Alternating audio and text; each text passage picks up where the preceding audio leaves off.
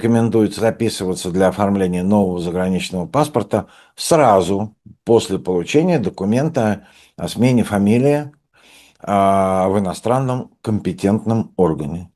Если все это сублимировать и сказать одной фразой, вы поменяли имя и фамилию, или и то, и другое, у вас есть 6 месяцев на замену российского заграничного паспорта в консульстве. Хорошо. Теперь скажи, пожалуйста, на какую фамилию или имя в таком случае выдадут новый российский заграничный паспорт?